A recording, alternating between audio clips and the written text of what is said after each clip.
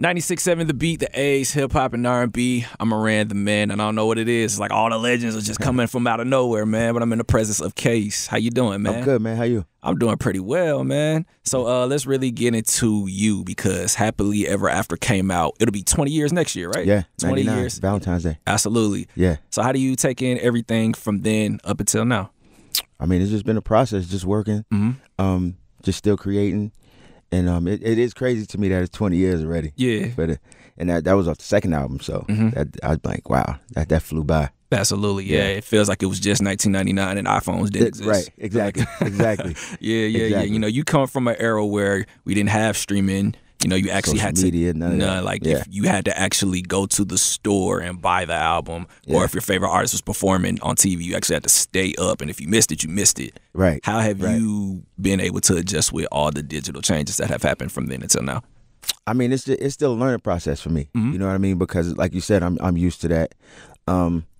Usually I let the management team handle that, and I just because if you leave it up to me, I'll forget. Absolutely. You know what I mean? So I'm still used to just going in and making the music, and I let them do what they got to do. Absolutely. I'm just getting better at posting on social media, though, so I've been working on that. How your IG game looking? How many followers? It's looking you got? better. It's like 79,000, something like that. Okay, not too bad. Yeah, I'm getting there. Yeah. So over the past few years, like, what have you been up to other than music?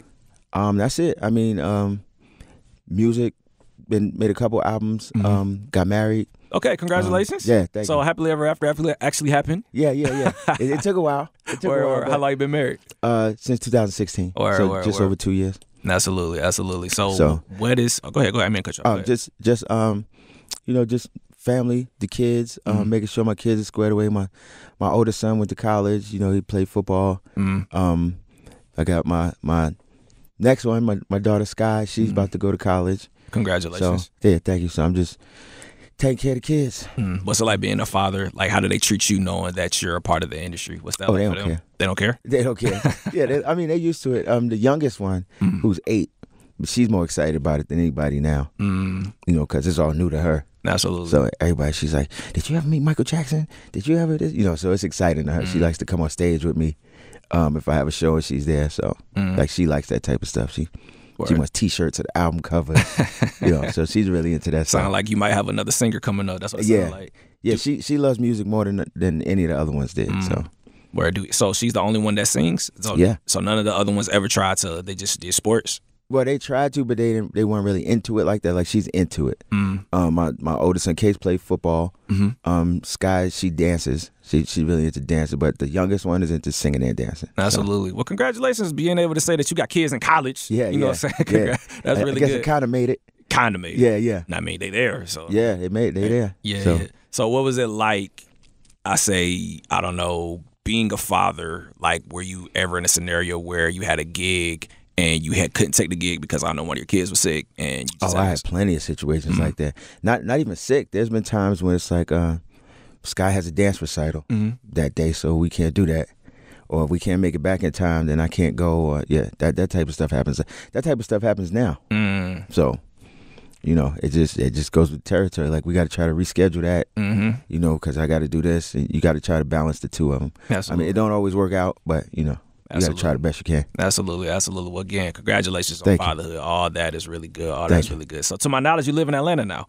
Yeah, I've been here 18 years. 18 years. Okay, yeah. They made it seem like you just moved here. Like, that's how they made it sound. I've been here. I got here in 2001. Oh, word. So, word. 17 So, yeah, years. you were here during, like, the hey day, like the clubbing and Oh, yeah. Word. Oh, yeah. I was all through them clubs.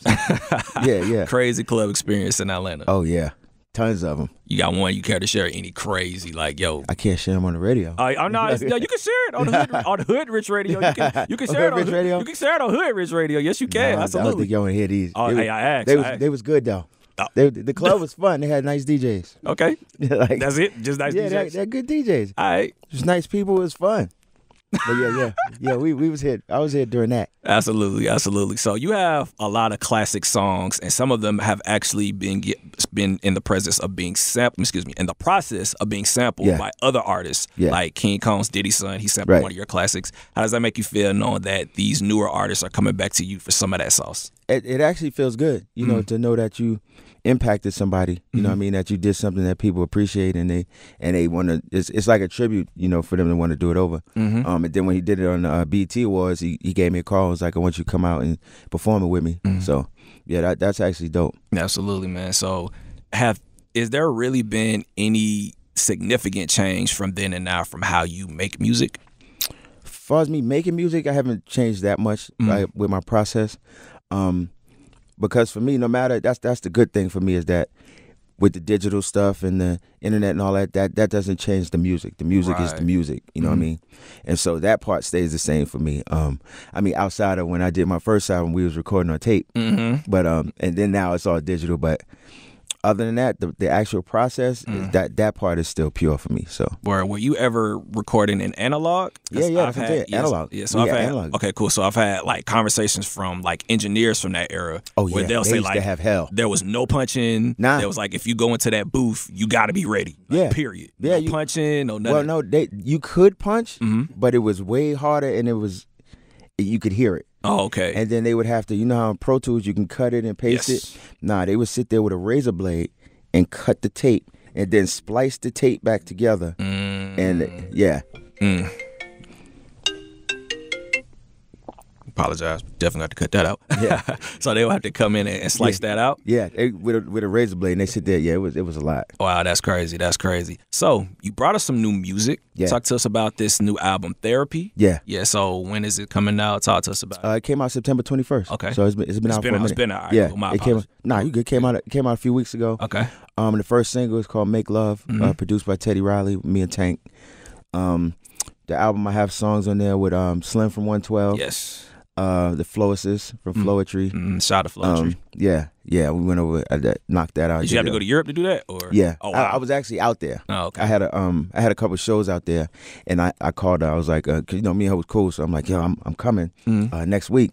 So we got there, we did the shows. I think I stayed like 2 extra days. Went out to her house and we vibed out and did something. Absolutely. The joint with Slim we did here. And then Tank, the joint with Tank, Tank did his part in L.A. And I did the rest of it here. So why the name Therapy? Like, are you going through something? Like, did something? Man, we always going through something, you know. But I mean, honestly, for me, music is therapy. I have been to therapy. Okay. You know what I mean? But it's therapeutic for me. I think it's like that for a lot of people. Yes, sir.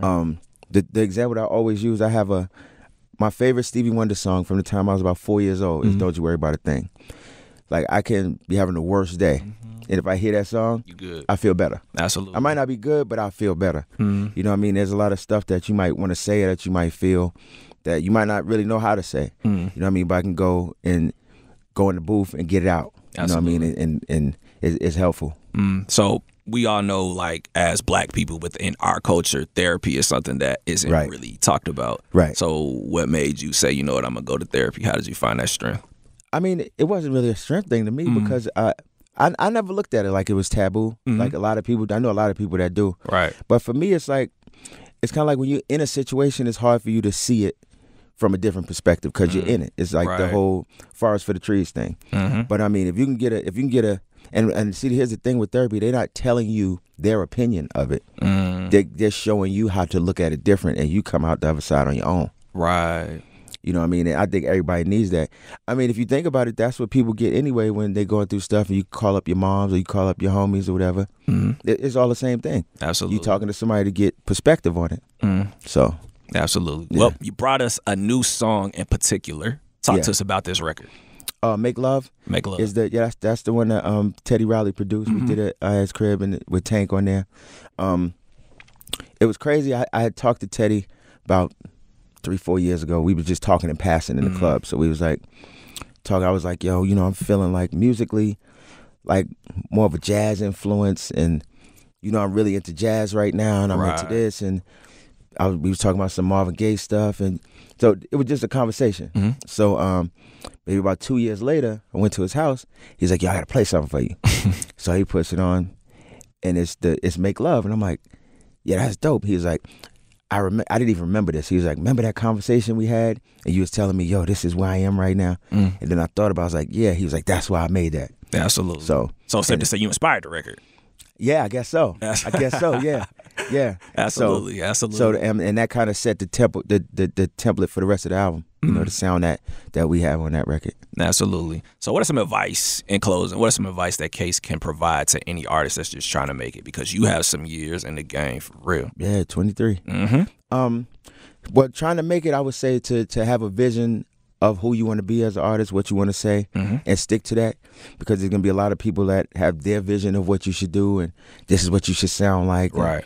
This is what you should say. But at the end of the day, their name's not on it. You know what I mean? Your name, like 23 years later, they're going to look at you. They're not going to know about that person that you listen to. And just, you know, stay the course. Like, you got to, I would say, study the greats, study the people that came before you, and learn, because you can learn something from everybody just about. So absolutely true.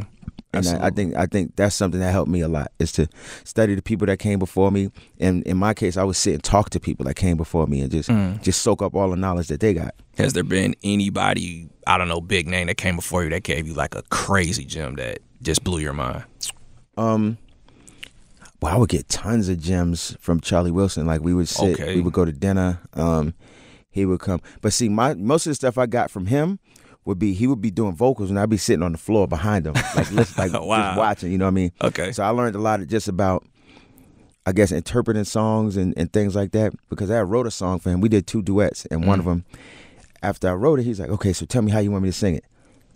I'm like, me tell you how to sing it? What you mean? Like, yeah. I'm like, I don't. I think the biggest gem that I got, though, it wasn't even really musically. It was from Jimmy Jam and Terry Lewis. Okay. We were sitting in the studio.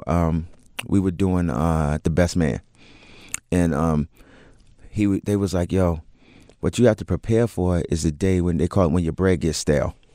He was like, you know, because right now you got all these records and all this money's coming from everywhere, but you have to set yourself up for when that's not happening. And he was like, he was giving me examples of people that they came up with in the 70s. They had like Rolls Royces, and they had his whole studio. He said the dude had his whole studio, all the wires were 24 karat gold.